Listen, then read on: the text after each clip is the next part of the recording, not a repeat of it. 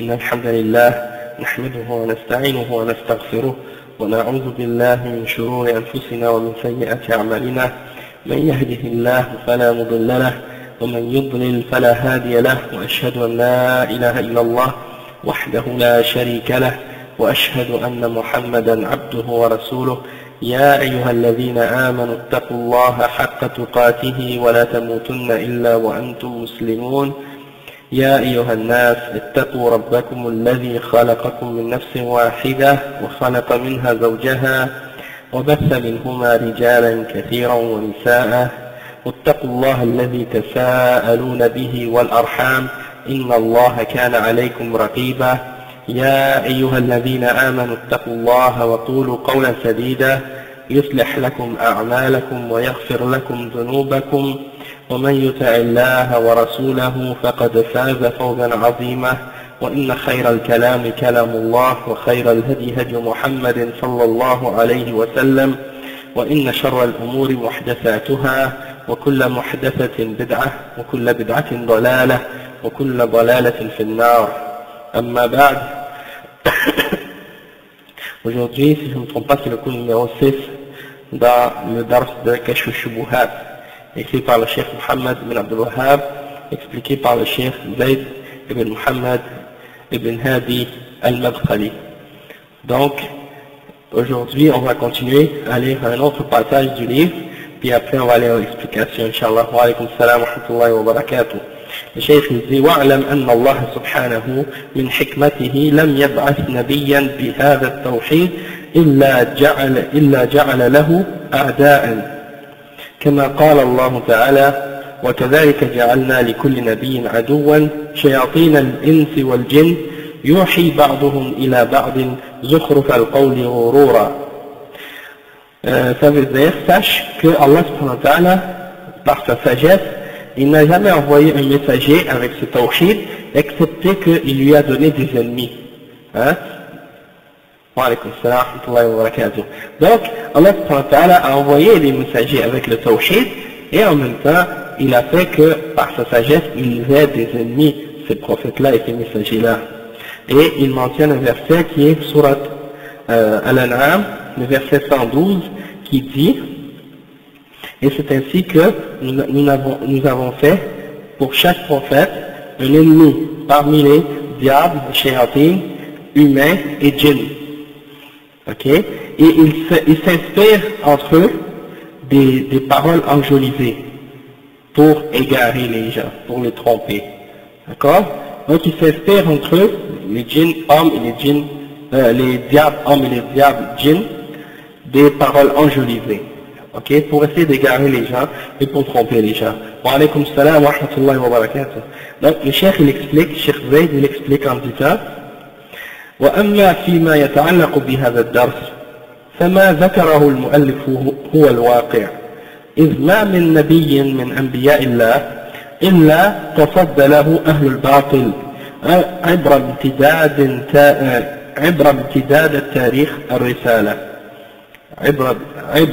عبر امتداد تاريخ الرسالة، ولكنه يستمر منطلقا في دعوته ولا يرده عناد المعاندين وتكذيب المكذبين، ولم يرده الأذى الذي يواجهه من أولئك المعتدين الضالين من قومه الأعداء الألداء لله ولرسوله وللمؤمنين، كما أخبر الله عن شياطين الإنس والجن أنهم يوحي بعضهم إلى بعض زخرف القول غرورا يزينون الأقوال بالباطل والكذب من أجل أن يصدوا أنفسهم عن سبيل الله ويصدوا غيرهم عن سبيل الله.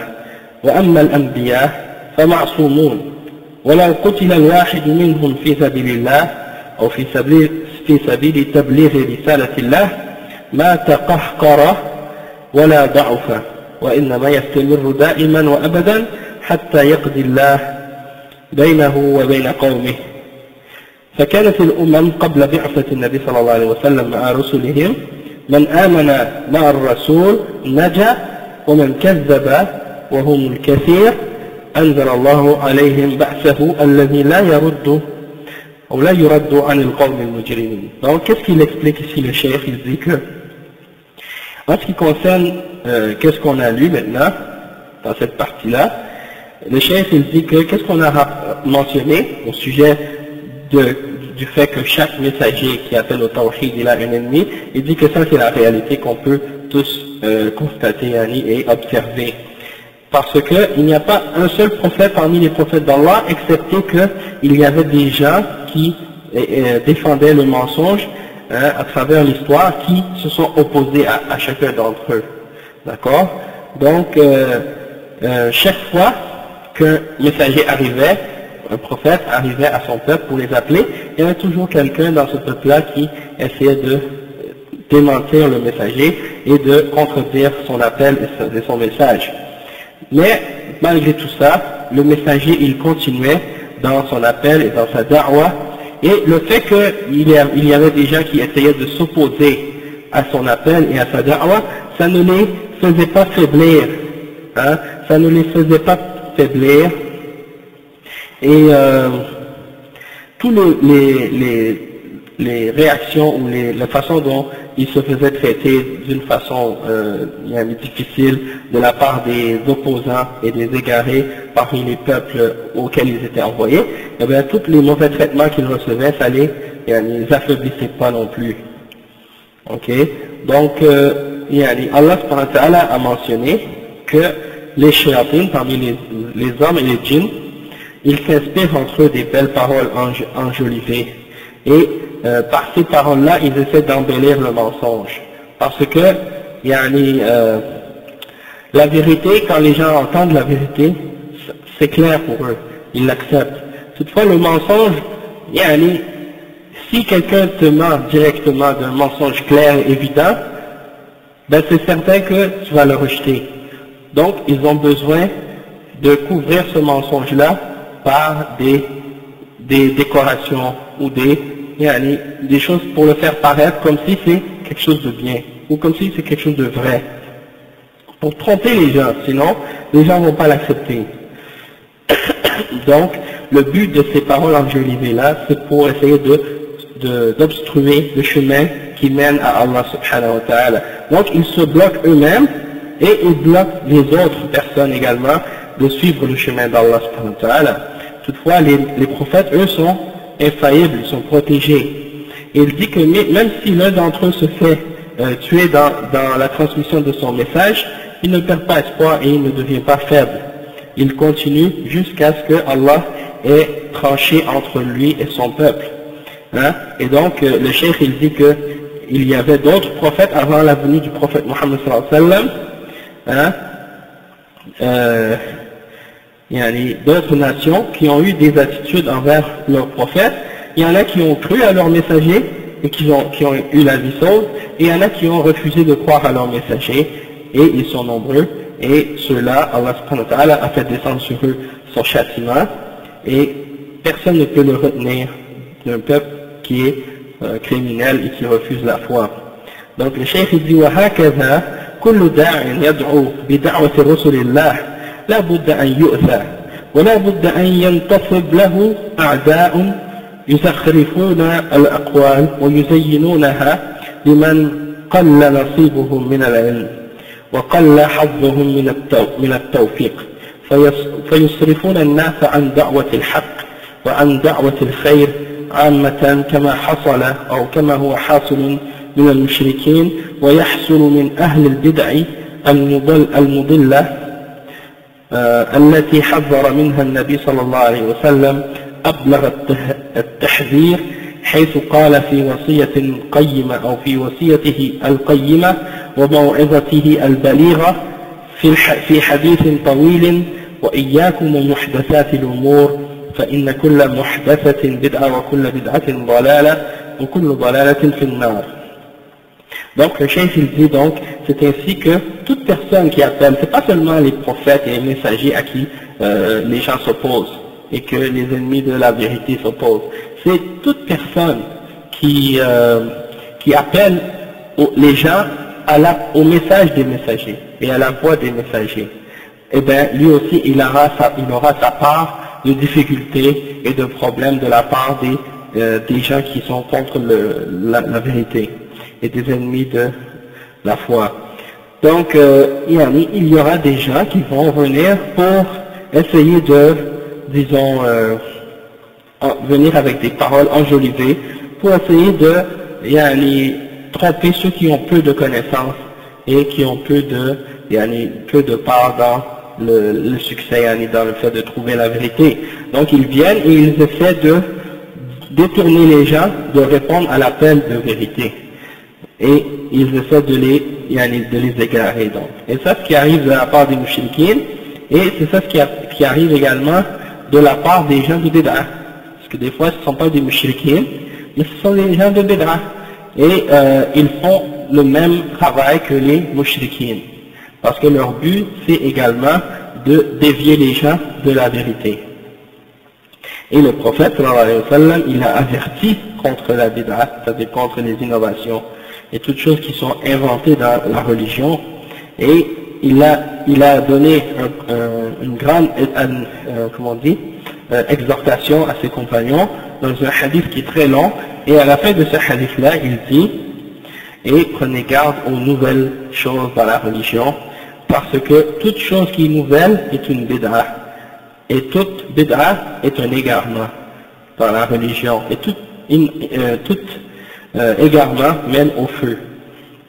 Et là, comme on a expliqué déjà dans d'autres occasions, c'est que les bid'a dont on parle, c'est les bid'a dans l'adoration et dans la façon de se rapprocher à Allah et dans les façons des choses qui ont rapport avec les règles de l'islam.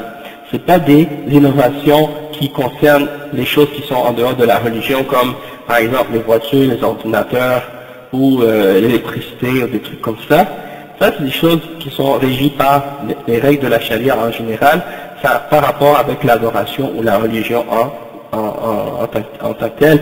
C'est simplement de savoir ce qui est halal ou ce qui est haram dans ces choses-là, parce que ça ne concerne pas l'ibada. Mais nous, quand on parle de bid'a, on parle des bid'a qui ont rapport avec les croyances ou bien les pratiques religieuses. Et c'est là que le danger d'amener des choses nouvelles, comme si la religion d'Allah n'était pas complète et qu'on a besoin de ramener des nouvelles affaires dedans pour qu'elles soient plus complètes. Donc c'est pour ça le danger des innovations, et c'est pour ça que le prophète sallallahu alayhi wa sallam nous a averti contre les innovations.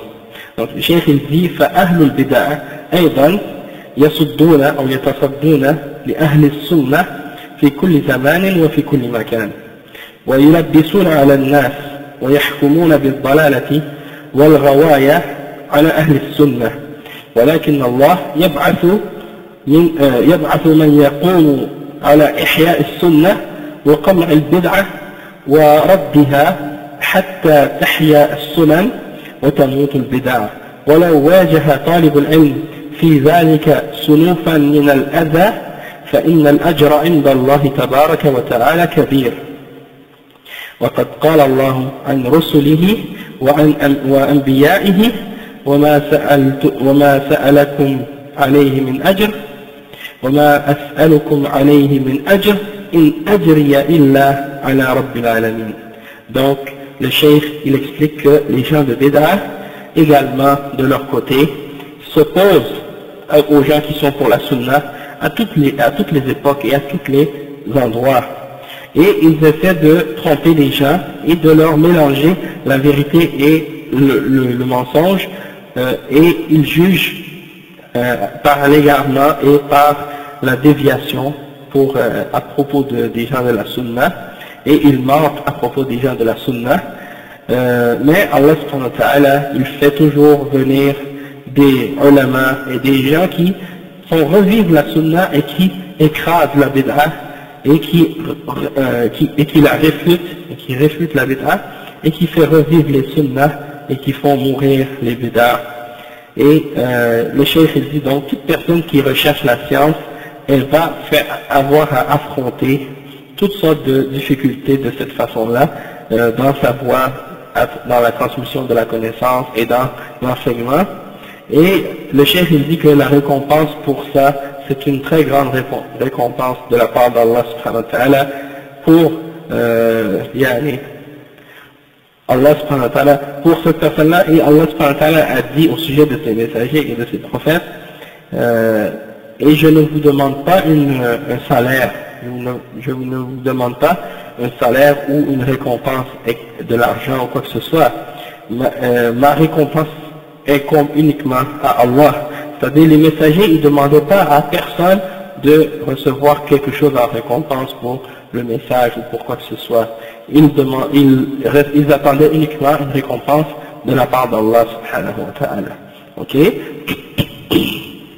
Et à notre époque, on peut voir même aujourd'hui les ulama de Ahl Sunnah wal Jama'a, à chaque fois qu'un grand alim est venu et qui commence à appeler au Coran et à la Sunnah, eh bien on voit toujours qu'il y a parmi les gens de Dalal, les gens de Bid'a, qui viennent et qui s'opposent à eux, et qui essaient de répandre à leur sujet des mensonges, et qui essaient de détourner les gens d'eux et de leurs livres et de leur enseignements pour essayer de les couper justement de la science que ces savants-là possèdent pour les détourner. Donc on entend toujours les gens de Bid'a qui critiquent les grands ulama comme Cheikh Abdul Aziz ibn Baz, Cheikh Mohammed ibn Uthaymin, Cheikh Al-Albani, Mohammed Nasruddin Al-Albani, et en particulier Cheikh Al-Albani, parce que Cheikh Al-Albani, il était en Syrie, ok?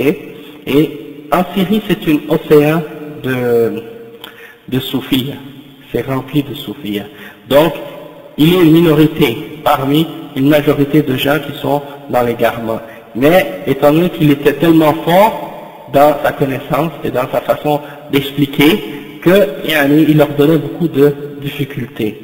Alors, étant donné que ces gens de Dalal, les gens de Bid'a, ils n'ont pas de réponse, ils ne peuvent pas l'affronter, alors ils utilisent d'autres moyens, c'est-à-dire ils essaient de mentir sur lui, répandre des mensonges, salir sa réputation, des choses comme ça, pour éloigner les gens de ses livres et de ses enseignements. Donc, ça c'est la voie des gens de Bid'a. Et ils jettent également des shubuhat, et c'est ça ce qu'on va voir plus tard, parce que le titre du livre c'est Kashf shubuhat, donc c'est pour justement démasquer ces ruses-là que ces gens-là propagent. Ensuite, Cheikh Mohammed ibn Abdul Wahhab, il continue à dire وقد يكون لأعداء التوحيد علوم كثيرة وكتب وحجج كما قال تعالى فلما جاءتهم رسلهم بالبينات فرحوا بما عندهم من العلم إذا عرفت ذلك وعليكم السلام ورحمة الله إذا عرفت ذلك وعرفت أن الطريق إلى الله لا بد له من أعداء قاعدين عليه وأهل فصاحة وعلم وحجج فالواجب عليك أن تتعلم من دين الله ما يصير سلاحا لك تقاتل به هؤلاء الشياطين الذين قال إمامهم ومقدمهم لربك عز وجل لأقعدن لهم صراطك المستقيم ثم لآتينهم من بين أيديهم ومن خلفهم وعن أيمانهم وعن شمائلهم ولا تجد أكثرهم شاكرين. Donc, le cheikh il dit que il est possible que tu vas trouver chez les ennemis de la vérité et les ennemis du tawhid beaucoup de science. Chez certains d'entre eux, tu vas voir que c'est des gens qui sont très très instruits et qui possèdent beaucoup de livres et même beaucoup de preuves, qui savent bien s'exprimer, ils sont éloquents. Et donc, c'est des gens qui sont capables d'inspirer beaucoup disons, intimidation chez les gens qui sont sur la vérité, et chez des ignorants en particulier.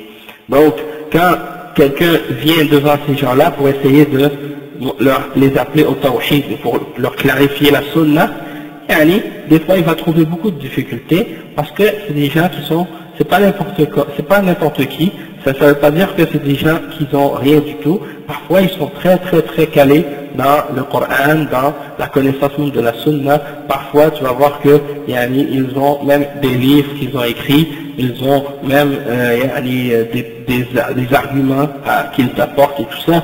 Donc le cheikh il dit ça c'est même expliqué dans le Coran, comme Allah subhanahu wa ta'ala il dit, lorsque leur messager, lorsque leur venait leur messager avec des preuves, ils se réjouissaient de ce qu'ils possédaient déjà de science. Donc, ils disaient, allez, on n'a pas besoin de vous parce qu'on a déjà de la science. Ils disaient ça aux messagers d'Allah et aux prophètes d'Allah. Donc, imaginez la réaction de ces gens-là vis-à-vis des ulama et des du'at et des tullab ilm qui viennent avec des preuves du Coran et de la Sunna pour les appeler au tawhid. Alors, eux aussi la même chose, ils disent, mais on n'a pas besoin de vous, on a déjà qu'est-ce qu'il faut comme connaissance, et puis vous, allez, vous n'êtes pas capable de nous apporter rien de plus que qu'est-ce qu'on a, ou des choses de ce genre. Donc, le cheikh il dit, ouais, donc si tu as compris ça, et que tu as compris que sur le chemin d'Allah, il faut qu'il y ait des ennemis, qui se tiennent sur ce chemin-là, qui possèdent de l'éloquence et de la connaissance, peut-être que c'est des gens qui sont très très calés dans la langue arabe par exemple, autant de l'imam Ibn Taymiyyah, par exemple Cheikh al-Islam Ibn Taymiyyah, ou bien autant de l'imam Ahmad quand il s'opposait au Mu'tazila. Les Mu'tazila c'était des savants dans la langue arabe, c'était des gens très éduqués, ils avaient étudié plein de livres, plein de trucs, donc quand ils débattaient avec eux, il fallait qu'ils soient forts, il fallait qu'ils soient bien préparés. Et c'est ça ce que le chef il explique, il dit, tu peux pas t'en aller sur le chemin du da'wah et puis espérer que tout le monde va juste accepter tout ce que tu dis. Il faut que tu t'en vas sur ce chemin-là avec l'idée et la conscience qu'il y a sur ce chemin des ennemis qui se tiennent sur ce chemin et qui vont essayer de démentir tout ce que tu dis et tout ce que tu fais et qui connaissent des choses de la religion, qui ont des arguments. Donc, qu'est-ce qui est obligatoire pour toi? Le cheikh il dit, qu'est-ce qui est obligatoire pour toi? C'est d'étudier cette religion-là et pour que cette connaissance que tu as possédée devienne une arme par laquelle tu vas être capable de combattre les chéantés, les diables. Donc, ça c'est un point important en même temps, très très important. Parce que des fois tu vas voir des gens qui étudient le Coran et la Sunna et qui suivent la compréhension des salaf salih et la aqidah des salaf, et qui négligent sur le côté de la connaissance et de l'apprentissage de l'islam. Et à cause de ça, lorsqu'ils viennent pour opposer ou pour affronter ou pour appeler quelqu'un qui est sur une bid'a, et bien parfois ils se retrouvent dans une situation où la personne à qui il parle est plus savante que lui de l'islam. Et donc, dans une situation comme ça, c'est difficile, parce que tu peux être une personne, un musulman ordinaire qui n'a pas beaucoup de connaissances des détails de l'islam, mais tu sais que le Coran et la Sunna c'est le haqq, et tu vois que la voie des salafs c'est la vérité. Et tu es convaincu de ça parce que c'est clair comme le soleil. Toutefois, tu n'as pas accumulé une connaissance très profonde des preuves et des principes de la Sunna et du Coran. Donc, quand tu arrives devant ces gens-là, tu essaies de leur expliquer, mais tu n'es pas assez calé ou assez fort. Peut-être que la personne à qui tu parles est hafid le Coran, il a mémorisé le Coran du début à la fin. Il connaît les règles de tajwid et tout ça. Donc toi, tu arrives devant lui, certains frères, il y en a en France ou ailleurs, même ici, ils n'ont même pas encore connu comme il faut l'arabe. Donc tu vas parler avec quelqu'un comme ça qui est, disons, diplômé en arabe, et qui est sur la bid'a. Eh ben, lui, automatiquement, il ne va pas te prendre au sérieux, malgré qu'il est sur les gardes, et que toi tu es sur le haqq. Donc c'est pour ça que l'importance d'acquérir plus de connaissances et de se forcer à augmenter notre niveau de science pour être capable justement de, disons, clouer le bec à ces gens-là. Comme ça, lorsque tu arrives devant eux, eh ben, tu es à un niveau qu'ils ne peuvent plus argumenter avec toi. Parce qu'il y a des frères, je connais des frères comme ça, ils vont parler avec l'imam, par exemple, de leur mosquée. Leur imam est un mubtadi', d'accord? Et l'imam, c'est une personne qui parle arabe, qui connaît l'arabe et tout, qui s'exprime couramment, puis avec éloquence. Tandis que lui, le frère, c'est un musulman d'origine arabe, disons, mais bon, il n'est pas capable de s'exprimer en arabe couramment. Peut-être qu'il connaît, peut-être son dialecte, mais l'arabe classique, il peut pas. D'accord? Et puis, sa connaissance, disons, du Coran et de la Sunna, c'est limité aussi. Il ne peut pas, donc, l'affronter facilement. Donc, il va aller le voir, il va lui dire, par exemple, Cheikh, hein, vous avez dit telle affaire dans la khutbah, ou bien vous avez dit telle chose dans le dars, et ça c'est pas correct, parce que le prophète sallallahu alayhi wa sallam a dit telle ou telle chose. Donc ces gens-là, le frère il établit la preuve contre l'autre, mais étant donné que il n'est pas à son niveau, l'autre avec l'orgueil et la fierté, il n'accepte pas de lui. D'accord? Donc des fois c'est difficile des situations comme ça.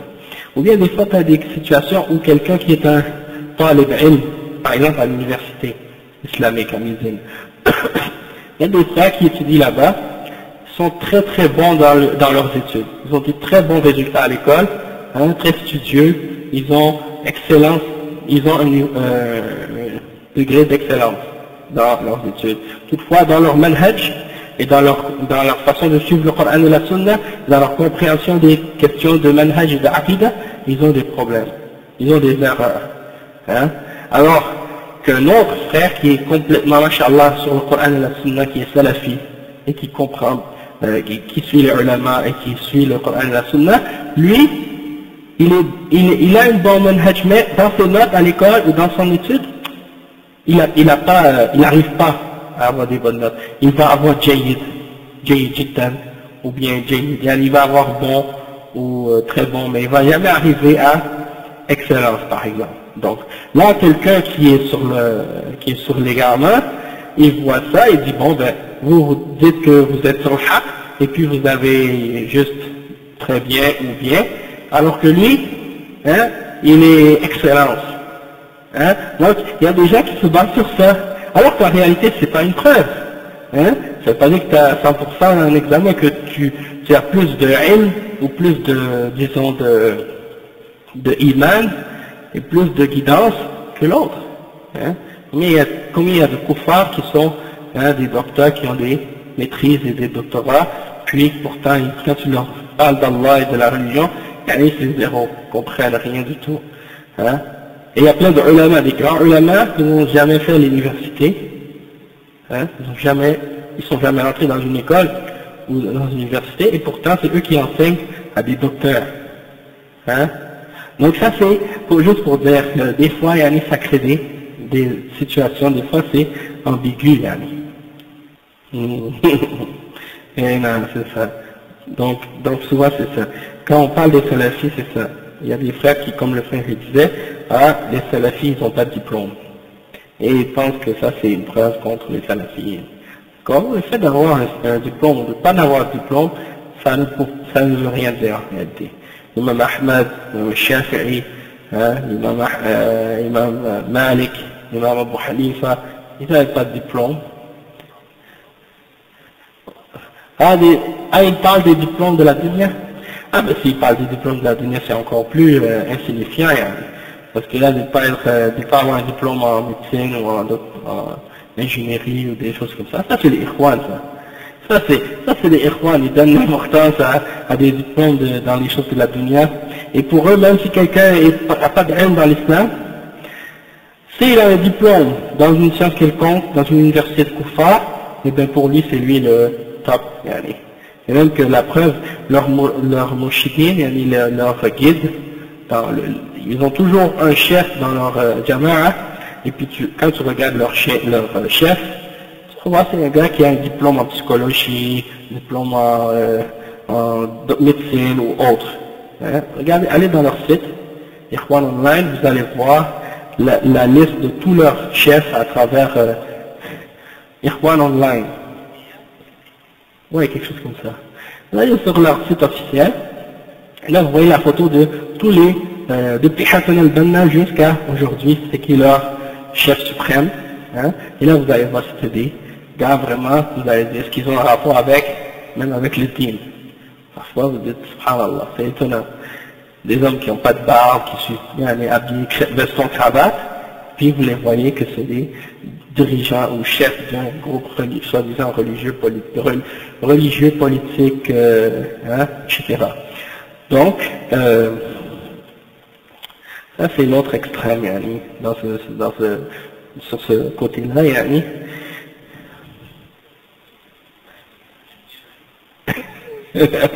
Ben, c'est vrai, subhanallah. Exactement. Donc la méthode des ulama, la méthode d'étude islamique traditionnelle, quand quelqu'un en sort de ce programme-là, eh ben il devient un alim, il devient un savant de l'islam. Tandis qu'aujourd'hui, quelqu'un qui sort du système éducatif actuel, soi-disant dans les universités, il ne devient pas un alim, il devient une personne cultivée islamiquement, il devient docteur avec un diplôme. Eh bien, la preuve, même un non-musulman peut devenir docteur en islam aujourd'hui. On les appelle des islamologues. Hein? Donc, quelqu'un peut être un doctorat en islam, ça ne veut pas dire qu'il est musulman maintenant. Donc, ça veut dire que le ilm, c'est important, mais d'étudier le ilm selon la méthode des ulama, comment ils suivaient leur méthodologie. Hein? Ça commence depuis l'enfance, hein? Et c'est bien entendu par degré. Tu t'assois avec le cheikh et tu vas science par science, et étape par étape, tu montes degré par degré jusqu'à ce que tu arrives à maîtriser chacune de ces sciences. Un docteur, c'est vrai, à répondre comme il faut, exactement, hein, c'est vrai. Ça veut dire qu'ils sont pas sortis de l'école du prophète Mohammed sallallahu alayhi wa sallam. Donc, le cheikh il dit donc,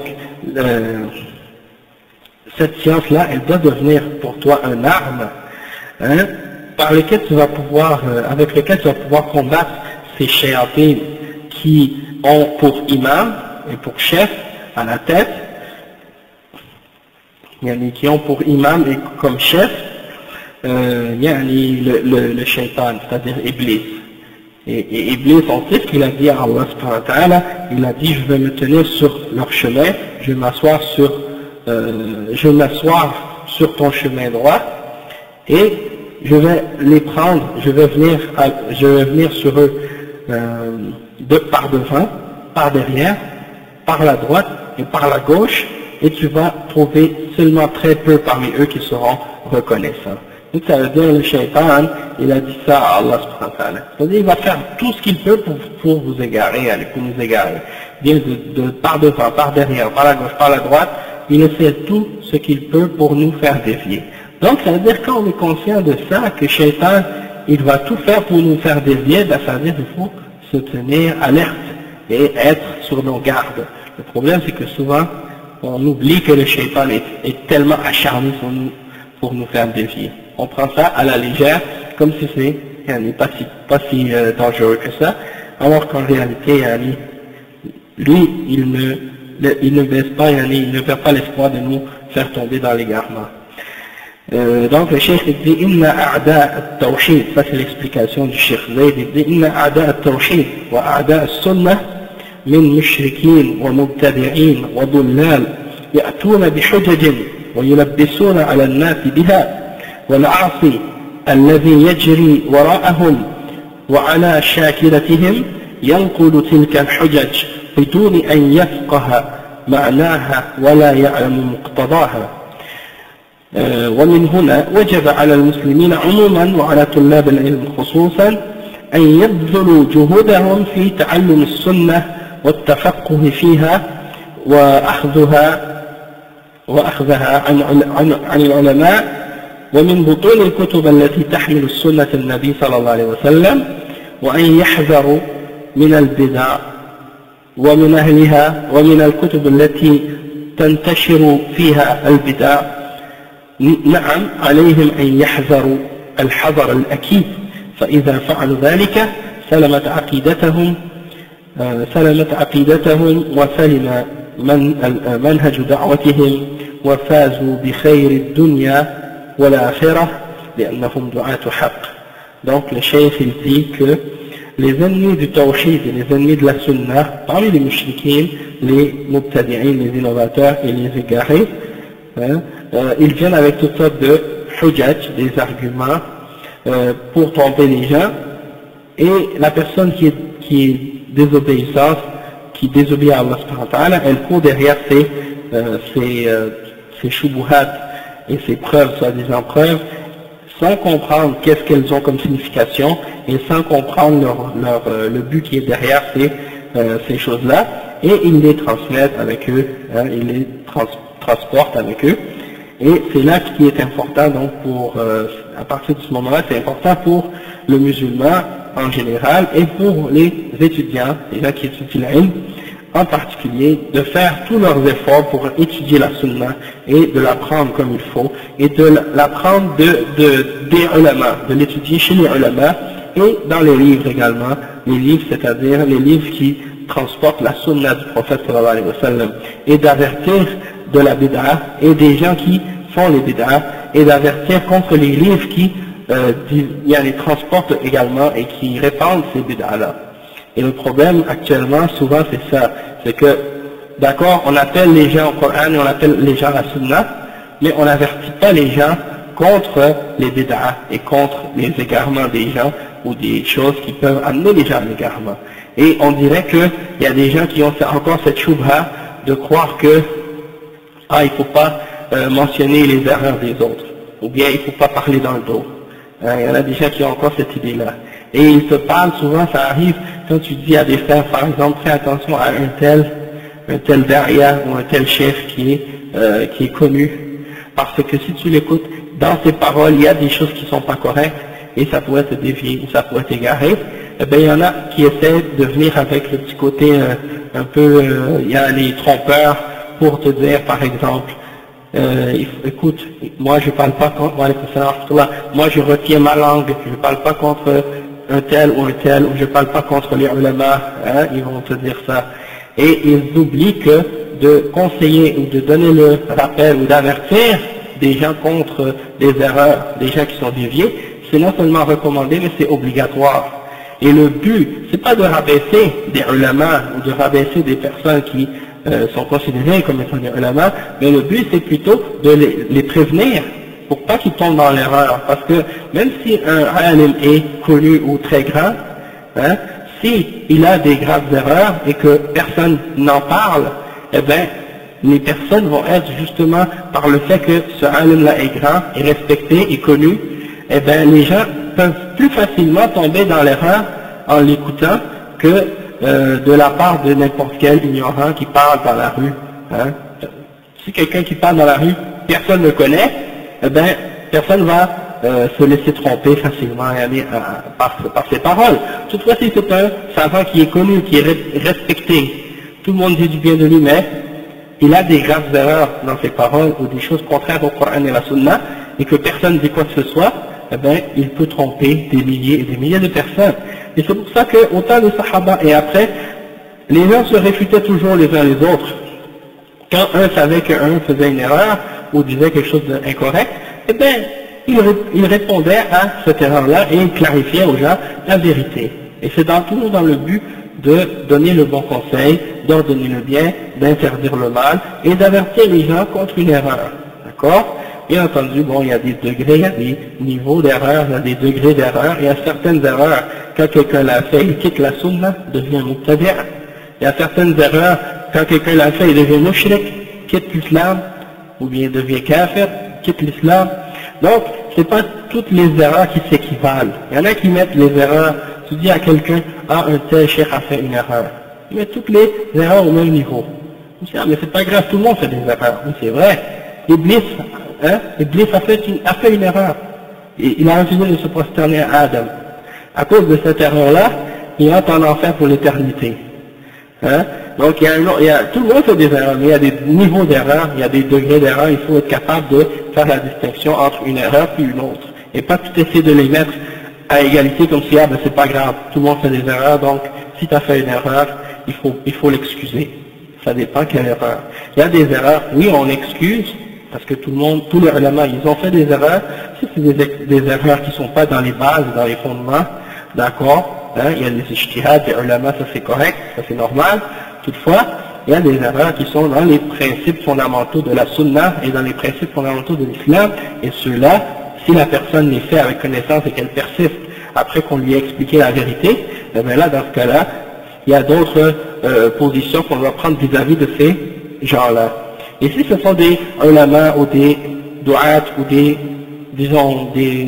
des gens qui sont connus, qui ont écrit au nom de l'islam, qui ont parlé de l'islam, et qui sont déjà morts, eh ben, il y en a qui disent, ah ben, il est mort, maintenant on parle plus de lui, maintenant laisse-le, hein, il est mort, maintenant c'est Allah qui va le juger. Oui, c'est vrai, Allah qui va le juger, sauf que si des gens sont encore influencés par ses livres et par ses idées, après sa mort, eh ben, il faut quand même clarifier les erreurs qu'il a transmises et qu'il a propagées pour éviter que les gens soient trompés par ces erreurs-là. Toutefois, c'est Allah qui va le juger. Lui, maintenant, il est mort, d'accord?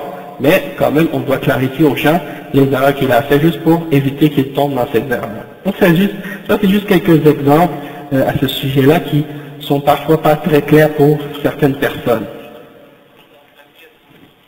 Exactement, comme tu dis, parce que si on clarifie ses erreurs après sa mort, eh ben, c'est un bien pour lui parce que les gens vont éviter de le suivre dans son erreur. Et quand quelqu'un te suit dans ton erreur, tu récoltes des péchés. Donc si tu empêches quelqu'un de te suivre dans ton erreur après ta mort, eh ben, c'est un bien qu'on te fait et non pas un mal. Wa alaykum salam wa rahmatullahi wa barakatuh. Donc, non. Ouais, ben, ok.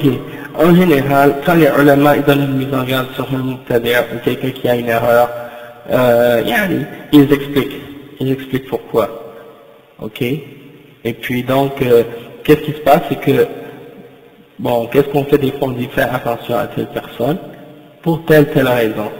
Des fois, les ulama ils vont juste dire non, lisez pas leur livre, parce que des fois, bon, ils ont déjà expliqué ça dans d'autres occasions, et ils vont pas répéter à chaque fois tous les détails. Hein. Quand un livre a été écrit sur une personne, eh ben, le mieux c'est d'aller lire ce livre. Le problème souvent c'est que les gens qui ont un côté, disons, un petit peu un attachement émotif envers une personne qui a été critiquée par les ulama, eh ben, ils vont essayer de le défendre à tout prix, et par fanatisme ou bien par partisanisme, ils vont refuser de lire la récitation qu'un savant de l'islam a écrit contre lui pour justement éviter de, disons, blesser son ego ou son amour propre, hein, du fait qu'il est attaché à cette personne. Hein, et donc ça devient une forme de fanatisme, ta'assub, aveugle. Ça sort des limites de l'islam et des règles de la religion, et ça devient comme une forme de passion. Et c'est ça ce qui est dangereux, parce que lorsque ton amour ou ton attachement à quelqu'un t'aveugle de la vérité et t'empêche d'accepter la vérité à son sujet, là ça rentre dans le domaine de la bid'a, et ça sort de la limite de la sunna. Donc, il y a des gens comme ça. Ils ont vu qu'un cheikh qu'ils respectent a été critiqué, et donc, par fierté ou par orgueil ou bien par amour pour ce cheikh-là, il refuse de lire ou de voir qu'est-ce qui a été dit à son sujet, malgré qu'il y a des preuves et qu'il y a des choses qui ont été présentées pour montrer clairement que la personne en question a des erreurs graves, des fois. Donc le mieux à faire dans ces cas-là, c'est de faire preuve de sincérité et d'aimer pour Allah et de détester pour Allah. Donc, peu importe, même si c'est ton cheikh, une personne à qui tu as appris les bases de ta religion et que tu vois qu'il a été critiqué, même toi tu cherches quoi? Tu cherches la vérité, c'est tout. Donc tu vas lire ce qui a été dit pour voir où est la vérité dans ces choses-là. Et par la suite tu vas être capable de comprendre. Bien sûr, exactement. Il faut que ce soit quelqu'un qui fait la mise en garde, quelqu'un qui est connu par les ulama, qui est reconnu par les ulama comme étant une personne qualifié pour faire une chose pareille, hein. Et il faut voir aussi quel degré ou quel niveau de bid'a également. Parce qu'il y a certaines bid'a, pas n'importe qui peut la déceler ou la remarquer. Il y a certaines bid'a plus sophistiquées, si on veut, à des niveaux un petit peu plus profonds ou plus creux, disons plus précis dans la religion. Et des personnes, quand ils regardent comme ça à l'apparence, à l'extérieur, ils ne voient pas l'erreur directement, parce que c'est une erreur un peu plus subtile. Donc, ces erreurs-là, il faut vraiment que ce soit des gens vraiment approfondis dans la science qui vont déterminer, ceux-là c'est des gens qui ont quitté la sunna ou qui ont dévié. Mais il y a d'autres bid'a, il n'y a pas deux salafis qui vont diverger pour dire que oui, ça c'est clair. Même le débutant, dans le talab al-ilm, un musulman ordinaire, tu lui dis telle chose par exemple, il va savoir tout de suite que, ah oui, ça c'est bid'a. Quelqu'un qui te dit, Cheikh bin Baz est kafir, est-ce que tu vas avoir un doute sur que cette personne-là est dans une déviation? Si tu hésites là-dessus, c'est-à-dire déjà toi tu as un problème dans ton manhaj aussi. Ou quelqu'un qui va dire par exemple, Cheikh Al-Albani est un murji, là, tu vois des exemples comme ça. Ou bien quelqu'un qui va te dire par exemple, je sais pas moi, tel dirigeant est kafir, ou des choses comme ça, il commence à lancer des shubuhat, ça tu peux pas diverger. Tu lui expliques, et si tu vois la personne commence à sortir des versets, sortir des hadiths, sortir des choses pour essayer d'argumenter ses idées, tu vois que, peu importe, tu dis ça y est, cette personne-là, c'est-à-dire, tu peux pas, tu as besoin d'hésiter, ou bien tu vois quelqu'un qui insulte Abu Bakr et Omar, hein, et il commence à insulter les Sahaba, tu vois, il n'y a pas de doute, mais c'est un chi'i, rafidi. Ou bien tu entends quelqu'un, je sais pas moi, commence à dire oui, il faut faire le mawlid al-nabawi, et ça c'est pas bid'a, c'est une bid'a hasana, c'est une bonne bid'a, hein. Commence à dire que oui, prier les awliya et de chercher l'intercession par les awliya, c'est pas haram, construire les choses sur les mosquées, et les mosquées sur les tombes et tout ça, et les zawaya et tout ça, ça c'est pas bid'a, et le dhikr en groupe et tout ça, ça c'est correct, il faut faire ça, c'est bon, ça, il n'y a pas de doute que c'est soufi. Tu comprends? Et donc tu peux pas dire, ah ben lui il faut pas parler contre lui, on sait pas, il faut aller demander à Cheikh Fawzan ou Cheikh Rabi' pour savoir est-ce qu'il est mubtadi' ou non. C'est pas nécessaire. Après c'est les jahil. Et si tu discutes avec lui, il commence à argumenter, il sort des réponses et tout, il commence à débattre avec toi, là, tu sais que c'est un mubtadi', t'as pas besoin d'appeler un grand alim pour qu'il te réponde à ce sujet-là. Tu comprends ce que je veux dire? Ouais, il y a des extrêmes, il y a toujours eu il y a eu des dépassements, mais nous on parle des choses comme c'est des choses claires. Ok? Bon, en tout cas, on reviendra à ça une autre fois. En tout cas, c'est juste pour expliquer qu'il y a certains principes de base clairs, hein, que certaines personnes, tout le monde doit connaître, tout le monde doit être capable de savoir. Si je te demande, en tout cas, on reviendra à ça. Ok, où est-ce qu'on était? Oui, donc le chef il dit, donc oui, on doit faire attention à toutes ces choses qui ont des bid'a et des égarements dedans. Et le problème aujourd'hui, c'est qu'il y a le manque de connaissances. Ça amène beaucoup de gens dans les erreurs. Pourquoi? Parce que quand quelqu'un n'a pas une connaissance suffisante du Coran et de la Sunna et de la voie des salafs, ça fait en sorte que pour lui tout est relativisé. Il veut relativiser toute chose. Ah mais ça c'est pas si grave, ah mais ça c'est, hein, parce qu'il ne comprend pas la gravité de certaines contradictions. Donc il relativise toute chose. Il voit toute chose, ah c'est pas si grave que ça. Là, il devient vraiment, disons, lousse et vraiment, comment on dit, il accepte, il laisse aller toute chose. Ah, c'est pas grave, il faut être cool. Lui, il dit des bid'a, ah, c'est pas grave, tout le monde a des erreurs. Il commence à accepter tout le monde. Oui, des tendances comme ça. Et donc, ça, c'est très dangereux. Ça, c'est très dangereux parce que ça amène les gens à ne plus distinguer entre le haqq et le batil. Tu peux prendre de lui, tu peux prendre de ce cheikh, mais tu acceptes juste qu'est-ce qui est bon, puis qu'est-ce qui est pas bon, tu le laisses. Là, tu dis ça à un musulman qui a pas vraiment une base solide, tu lui dis, lis tous les livres que tu veux, de n'importe quel cheikh, prends juste qu'est-ce qui est bon, puis le mauvais, tu le laisses. Comment il va faire pour distinguer? Il a même pas d'ilm. Comment il va savoir qu'est-ce qu'il lit c'est bon, qu'est-ce qu'il lit c'est pas bon? Peut-être qu'il va lire quelque chose qui est complètement faux, et puis ça va paraître bien pour lui, il va l'accepter. Wa alaykum salam wa rahmatullah. Et c'est ça le danger. Hein? Ça c'est une des shubuhat que les gens utilisent aujourd'hui. Ils disent non, tu peux lire de tout le monde, c'est pas grave. Et de lui, même s'il a des égarements, il y a du bien aussi, prends-le. Non, ça c'est pour les ulama, c'est pour les tulab ilm qui sont arrivés à un niveau de science, qui sont capables de distinguer entre la vérité et le faux, et quand ils lisent, ils vont pas tomber dans l'erreur. Et même eux, ils font attention. Mais pour quelqu'un qui est débutant dans la science et dans l'étude de l'islam, tu lui dis pas ça.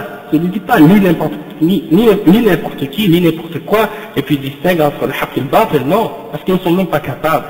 Et ça, c'est le malheur aussi des musulmans qui étudient dans les universités, par exemple en psychologie ou en philosophie ou des trucs comme ça, qui n'ont même pas encore étudié rien dans l'aqida, rien dans l'islam, des bases de la connaissance et de la compréhension, et qui rentrent dans ces affaires-là pour dire « Ah, mais je l'étudie pour essayer de voir qu'est-ce qui est bon là-dedans et pour l'utiliser. » Comment tu vas savoir qu'est-ce qui est bon, qu'est-ce qui est pas bon? Déjà, ta connaissance de l'islam est à zéro encore, tu n'as même pas encore une base solide.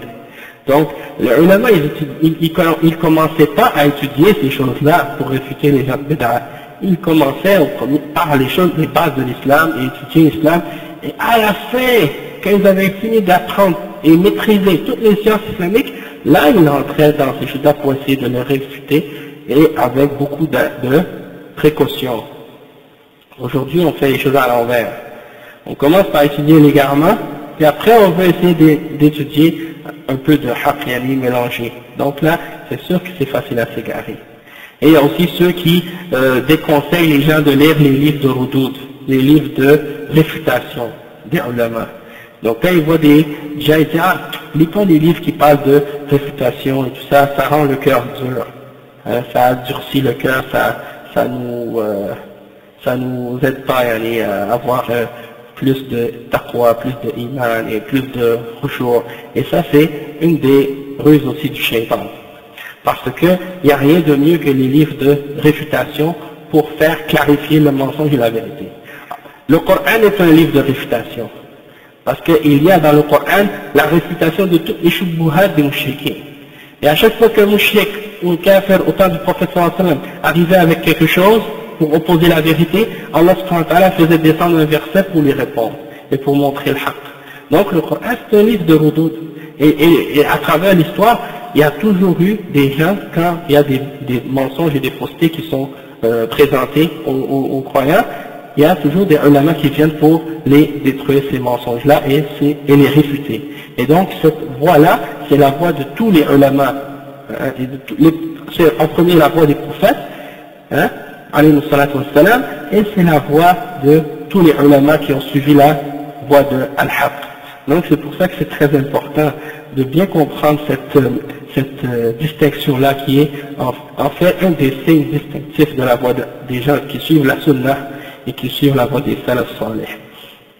Donc, il y a ceux qui suivent et qui comprennent et qui font attention et qui prennent leur aqida uniquement des bonnes sources et des bonnes références, ceux-là ils auront une bonne aqida et ils vont avoir un bon manhaj et une bonne méthode dans leur façon de faire le da'wah et ils vont avoir le succès dans la dunya et dans l'akhirah parce qu'ils appellent à la vérité.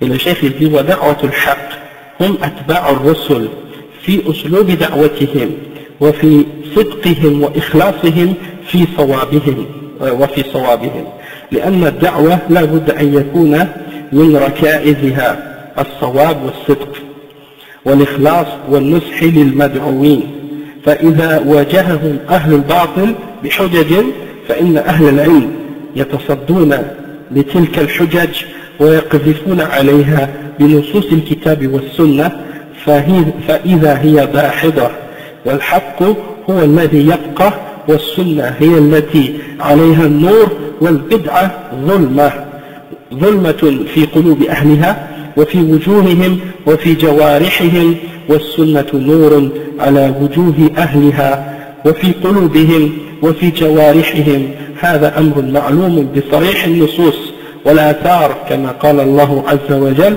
يوم تبيض وجوه وتسود وجوه فتبيض وجوه أهل الحق والسنة وتسود وجوه أهل الشرك والباطل والبدع.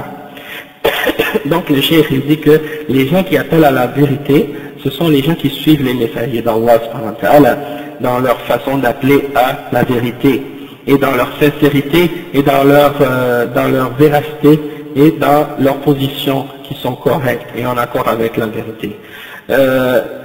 Il dit parce que l'appel, lorsqu'on fait le da'wah, hein, lorsqu'on fait da'wa et qu'on appelle les gens à al-haq, eh bien il faut se concentrer et mettre la concentration sur qu'est-ce qui est correct et sur la sincérité et sur la pureté de nos intentions, et de vouloir donner le conseil aux gens qu'on appelle.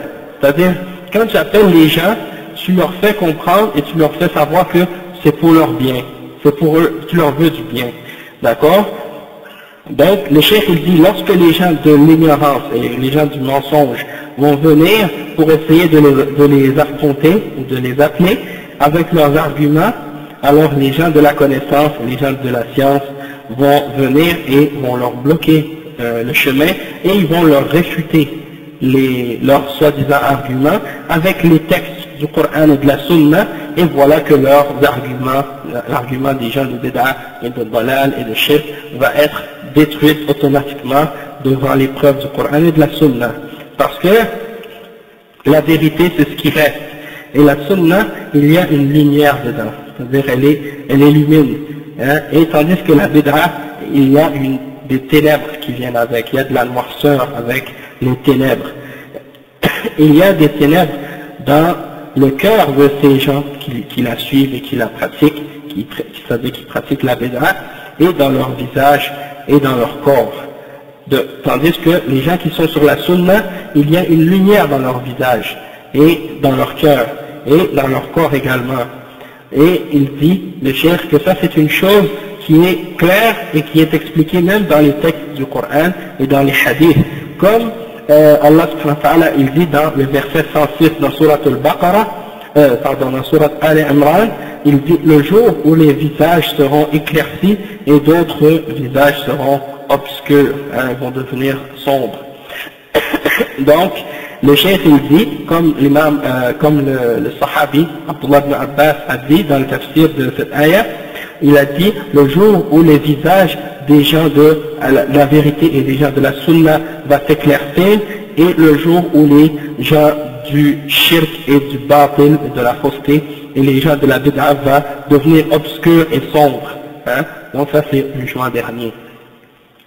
Donc le cheikh il dit كلما أتى المشركون أو المبتدعون بحجج مضللة عن صراط المستقيم فإن الله تبارك وتعالى قد أنزل في هذا القرآن ما يبطل كل حجة ويدلي بها مشرك أو مبتدع أو مضلل للناس، كما قال الله عز وجل للنبي صلى الله عليه وسلم ولا يأتونك بمثل إلا جئناك بالحق وأحسن تفسيرا.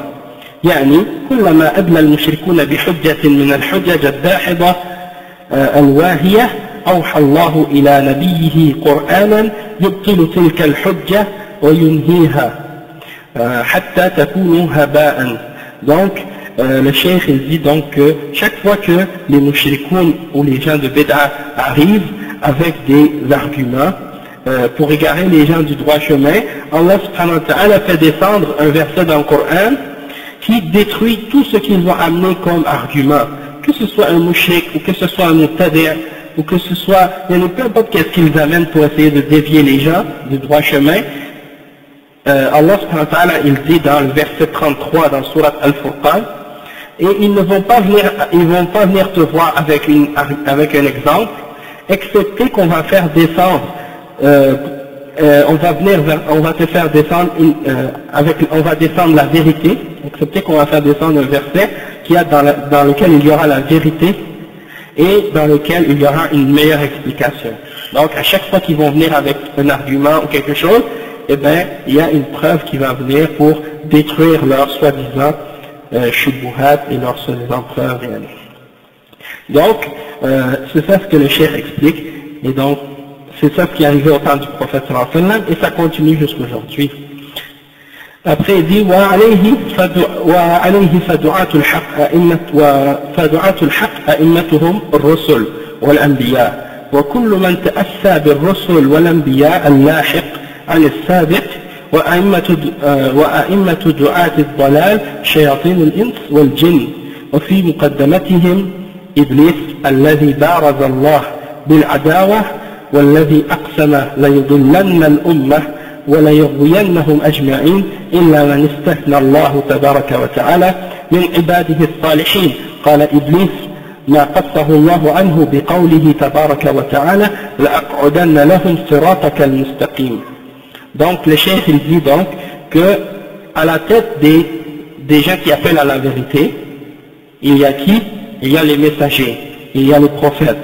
Ce sont eux nos modèles, ce sont eux nos guides, c'est eux qui nous donnent l'exemple dans notre da'wah. Tandis que les imams ou les guides des gens de l'égarement, ce sont qui leurs imams ou leurs chefs ou leurs guides? Ce sont les diables, les shayatines, parmi les hommes et les djinns, et à la tête de cela il y a Iblis, qui a essayé de s'opposer à Allah subhanahu wa ta'ala, et il a juré qu'il allait essayer de les égarer du droit chemin. Il a juré qu'il allait essayer d'égarer la Ummah en entier et de les faire dévier, excepté ceux qu'Allah subhanahu wa ta'ala a préservés par leur sincérité. Illa comme on dit, illa ibadallah, illa ibadaka minhum al-mukhlasin.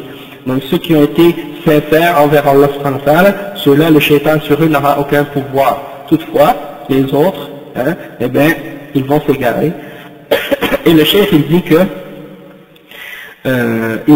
Allah a mentionné l'exemple dans les paroles de Iblis dans le Coran, dans le verset 16 dans Surat Al-A'raf, il dit qu'il va se tenir sur le chemin droit d'Allah subhanahu wa ta'ala, pour essayer de les dévier, comme on a dit tout à l'heure, et il va venir par devant, par derrière, par la droite, par la gauche, pour essayer de les faire sortir du droit chemin. والصراط المستقيم هو طريق الحق الذي أمر الله الأمة كلها بسلوكه ونهاهم عن الإعوجاج عنه وهو الدخول في طرق الباطل ثم لآتينهم من بين أيديهم ومن خلفهم وعن أيمانهم وعن شمائلهم ولا تجد أكثرهم شاكرين. Donc il dit que le droit chemin c'est le chemin de la vérité que Allah a ordonné à toute la Ummah de suivre, et il nous a interdit de nous en détourner ou de rentrer par les chemins d'égarement, comme il l'a dit, comme j'avais dit tout à l'heure à propos du fait que le shaitan vient de toutes les directions pour nous égarer. وهكذا أعلن إبليس دعوة الضلال والإضلال وأنه سيسعى في إغواء الأمة بكل وسيلة من الوسائل ويدخل عليهم من كل باب من أبواب الضلال والإغواء فمن استجاب له انقاد لغروره وتضليلاته وهلك كما أخبرنا الله بمكره فقال إنما يدعو حزبه ليكون من أصحاب السعير. Subhanallah. Donc nous on a pris la ruse de Shaitan à la légère, on a pris la ruse du Shaitan à la légère, et on a pensé que le Shaitan a cessé de ruser contre nous dans notre époque actuelle, parce que des fois, je sais pas, mais moi ça m'arrive parfois, je réfléchis comme ça, et je pensais aux questions de comment les gens tombent dans des péchés aujourd'hui à l'époque actuelle, et là je me dis, comment certains êtres humains appellent les autres à l'égarement d'une façon tellement claire, et que malgré tout on suit, parmi les êtres humains, il y en a qui les suivent facilement, sans aucun problème, alors que c'est des choses qui sont clairement fausses. Donc moi je me disais, imaginons par exemple, je pensais à la mixité dans les écoles entre les garçons et les filles. Comment tu vas faire pour arriver à amener le plus de monde à faire le zina possible? C'est quoi les moyens que tu vas utiliser pour les pousser le plus facilement au zina? Donc, il n'y a rien de mieux que de mélanger les garçons et les filles dans les écoles. Ça c'est un des moyens qui est très efficace pour arriver à faire ça. Donc le shaitan, il arrive toujours avec des projets, avec des idées, avec des trucs pour essayer de faciliter les péchés pour les gens. Donc il commence par le shirk, il commence par le kufr, il commence par l'égarement et tout, et il va comme ça jusqu'à ce qu'il réussisse à te faire entrer dans l'une des portes, parmi les portes de l'égarement.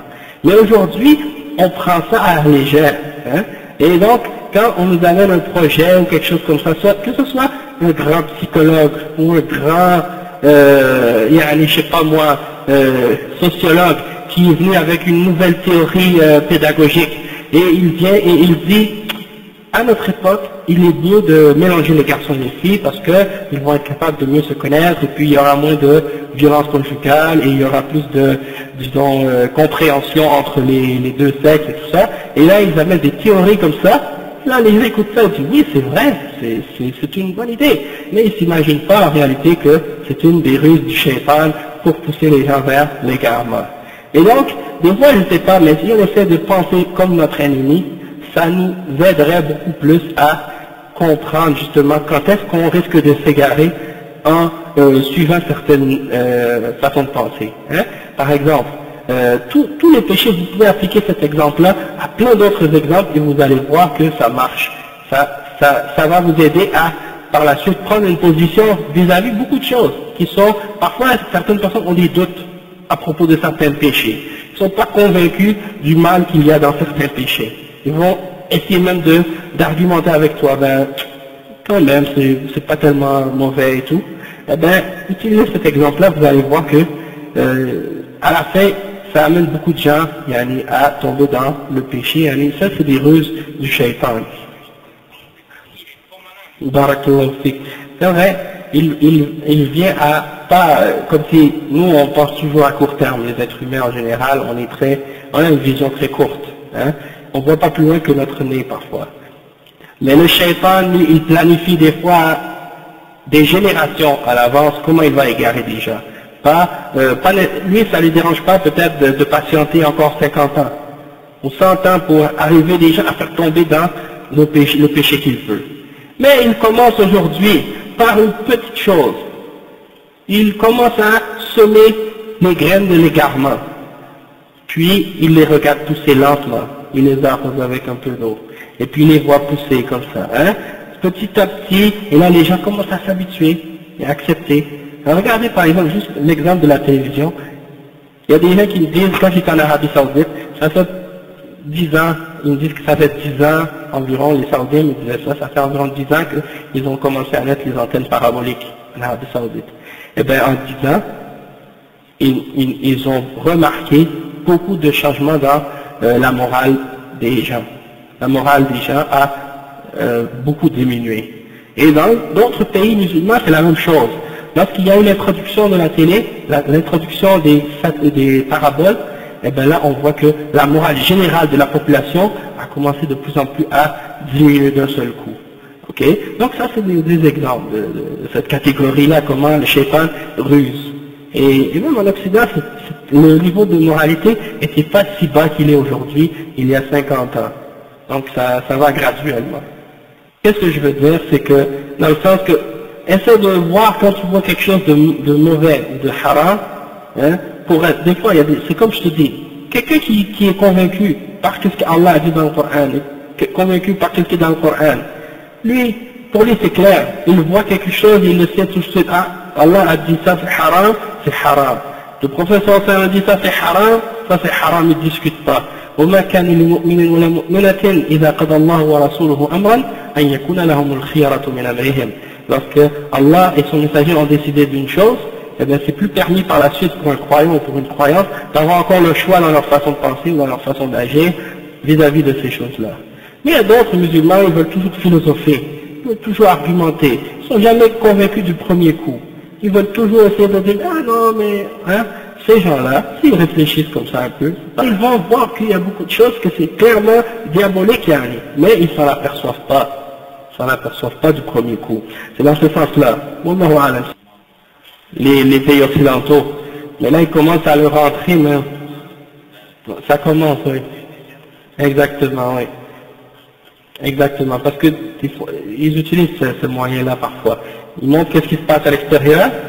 En même temps, ils font semblant qu'ils attaquent l'extérieur seulement, ou qu'ils critiquent les sociétés occidentales, alors qu'en réalité, ils sont en train de montrer qu'est-ce qu'ils veulent établir également à long terme dans les pays musulmans. Ouais, c'est ça, c'est des projets qu'ils ont. Et à chaque fois, je les écoute, j'écoute ces ennemis de l'islam qui parlent, parfois ils disent, bon, on a beaucoup de travail à faire dans les pays musulmans pour changer les mentalités, puis faire évoluer un peu la société et leur mentalité.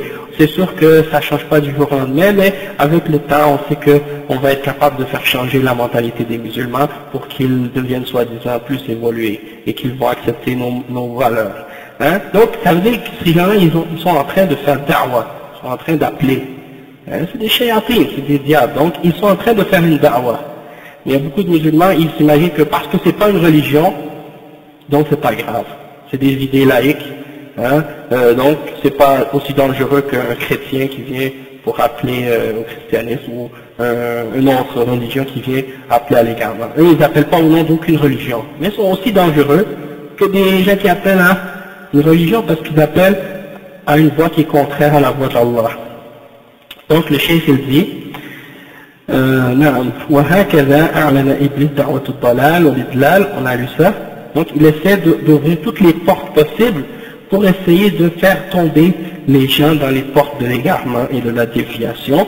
Et il dit que celui qui répond à l'appel de Iblis et qui se soumet à ses ordres, hein, eh bien, il se laisse tromper et puis il tombe dans son égarement. Et il est perdu.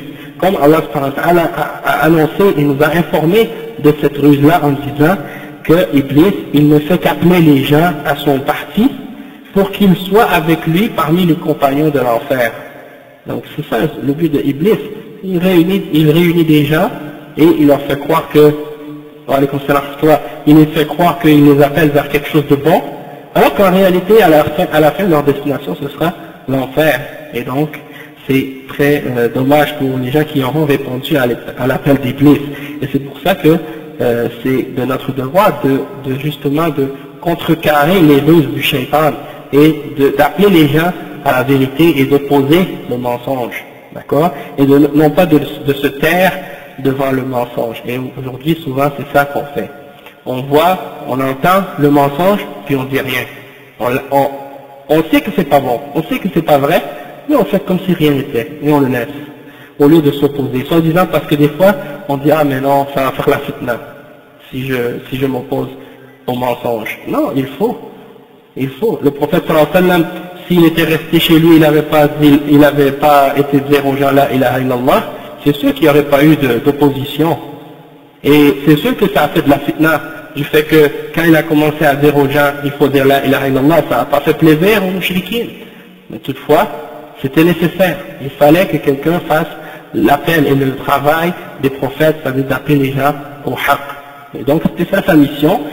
Il y a eu des guerres, il y a eu des combats, il y a eu des problèmes par la suite, mais ça fait partie de la sagesse d'Allah subhanahu wa ta'ala, qu'il y ait des gens qui sont pour la vérité et qu'il y ait des gens qui sont pour le faux et le mensonge, et dans ces oppositions-là et ces combats-là, à la fin il y a une grande sagesse qu'Allah a voulu dans ça, c'est qu'il y ait des mu'minines et qu'il y ait des a'da, hein, et donc il y ait à la fin la récompense pour les croyants et la punition pour ceux qui ont désobéi. Il dit وَمَنْ أَطَاعَ رَبَّهُ وَخَالَفَ شَيَاطِينَ الْإِنسِ وَالْجِنِّ مِنْ مُشْرِكِينَ ومبتدعين وملحدين ومنحرفين عن الحق والصواب فاز بسعادة الدارين فهنيئا لأولياء الرحمن وتبا لأولياء الشيطان. Donc le cheikh il dit, c'est ainsi que celui qui a obéi à son Seigneur, à Allah, et qui a opposé les shayatines parmi les hommes et parmi les djinns, que ce soit des mushrikines ou des mubtadi'in parmi les gens de bid'a, ou bien des malahida, des gens qui appellent à la mécréance et à l'égarement, ou qui ont dévié de la vérité, hein. Donc le fait que tu t'es opposé à ces gens-là, alors ça veut dire que tu as atteint la vérité et tu vas avoir le succès et le bonheur dans cette vie et dans l'autre. Tandis que ceux qui ont désobéi et qui ont suivi le shaitan, eh bien malheur pour eux, parce qu'ils sont des alliés du shaitan. Et félicitations pour ceux qui sont les alliés de Ar-Rahman, c'est-à-dire les alliés d'Allah subhanahu wa ta'ala. On va lire un dernier petit passage encore, puis après on va s'arrêter, Inch'Allah. Le cheikh il dit, ولكن إذا أقبلت على الله وأصغيت إلى حججه وبيناته فلا تخف ولا تحزن إن كيد الشيطان كان ضعيفا. Et donc si tu t'es dirigé sincèrement vers Allah et que tu as prêté attention à ses preuves et à ses explications et clarifications, alors n'aie pas peur et ne sois pas triste, car les ruses du shaitan sont faibles. Les ruses du shaitan sont faibles. Cheikh il dit, là il explique cette parole, ça c'est le verset 76 dans Surat An-Nisa, Inna kayda shaitan kana da'ifa.